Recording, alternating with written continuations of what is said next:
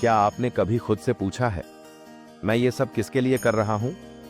सुबह से रात तक भागते हैं, लेकिन क्या वाकई जी रहे हैं? शायद नहीं।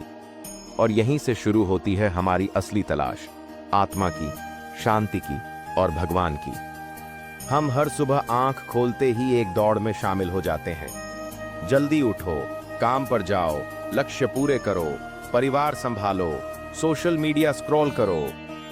लेकिन क्या कभी आपने खुद से यह सवाल पूछा है, मैं ये सब किसके लिए कर रहा हूं? क्या हम केवल जीवित रहने के लिए ही जी रहे हैं, या फिर जीवन का कोई बड़ा उद्देश्य है? हमारी दिनचर्या ऑटोमेटेड हो चुकी है।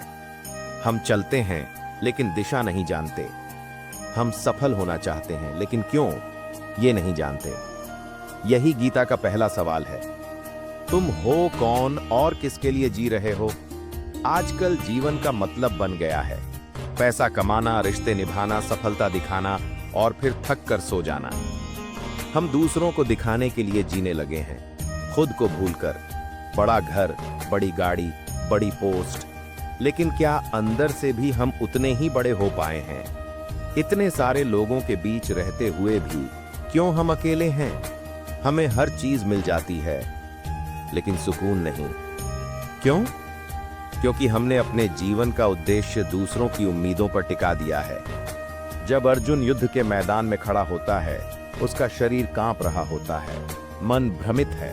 उसे लगता है ये युद्ध, ये संघर्ष, ये मृत्यु सब व्यर्थ है। श्री कृष्ण तब सबसे बड़ा सत्य कहते हैं, अर्जुन, तू शरीर नहीं, आत्मा है। यह बात केवल अर्जुन के लिए नहीं थी, यह हर इंसान के लिए थी। हम सब शरीर को अपना मान बैठे हैं, जबकि गीता कहती है आत्मा सनातन है, अविनाशी है। जब तक हम खुद को शरीर समझते रहेंगे, तब तक जीवन सिर्फ सुख दुख का खेल बना रहेगा। लेकिन जैसे ही आत्मा को पहचानते हैं, सच्चा उद्देश्य दिखने लगता है। जैसे बीज का उद्देश्य है वृक्ष बनना, वैसे ही आत्मा का उद्देश्य है परमात्मा से मिलना। हम भगवान से कटकर जीने की कोशिश कर रहे हैं, इसीलिए बेचैन हैं। श्री कृष्ण गीता में कहते हैं, मुझे जानो, मुझे समझो और मुझ में लीन हो जाओ। हमारा हर कर्म, हर भावना, हर संबंध भगवान से जुड़ने का माध्यम बन सकता है। जब हम जीवन को सेवा, प्रेम और भक्ति में बदल देते हैं, तभी वह सार्थक होता है। सिर्फ सांस लेना और जीना ये जीवन नहीं है।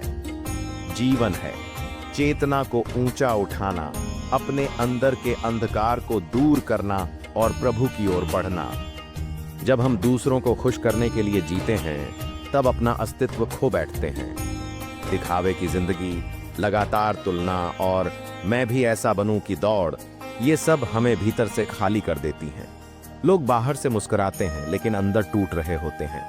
हम खुद से दूर जा चुके हैं, और यही हमारी अशांति का कारण बनता है। शांति तब मिलती है जब हम आकर्षण और घृणा से ऊपर उठते हैं, लेकिन अक्सर हम हर चीज में तुलना और प्रतिस्पर्धा ढूंढते रहते हैं। सच तो ये है, जब जीवन का उद्देश्य ही गलत दिशा में हो, तो साधन चाहे जितने हों, संतोष नहीं आता। जब मन स्थिर होता है और हमारे कार्य किसी उच्च उद्देश्य से जुड़ते हैं, तो जीवन का अनुभव बदलने लगता है। हर काम को एक सेवा की भावना से करना और परिणाम की चिंता छोड़ देना, यही सच्चा कर्म है। जब कार्य भक्ति से जुड़ जाता है, तो थकान नहीं होती, आनंद आता है। जो जीवन पहले बोझ लगता था, वही साधना बन जाता है। हर सांस, हर सोच समर्पण बन जाती है। गीता केवल पढ़ने की नहीं, जीने की चीज है। हर दिन एक श्लोक पढ़िए, लेकिन ध्यान से, अर्थ समझकर।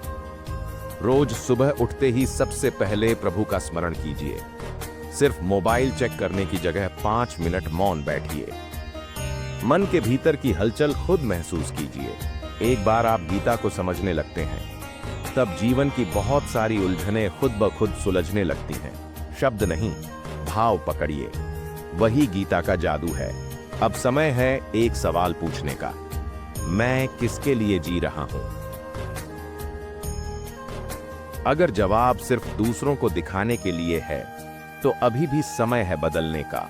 अगर जवाब है भगवान की शांति पाने के लिए, आत्मा की उन्नति के लिए, तो आप सही रास्ते पर हैं। श्री कृष्ण आज भी कहते हैं, सर्वधर्मान परित्यज्य मामेकम शरणम व्रज, यानी सब मोह छोड़कर मेरी शरण में आओ। आज से शुरुआत करें, छोटी लेकिन सच्ची। शायद यही एक वीडियो आपके जीवन का मोड़ बन जाए।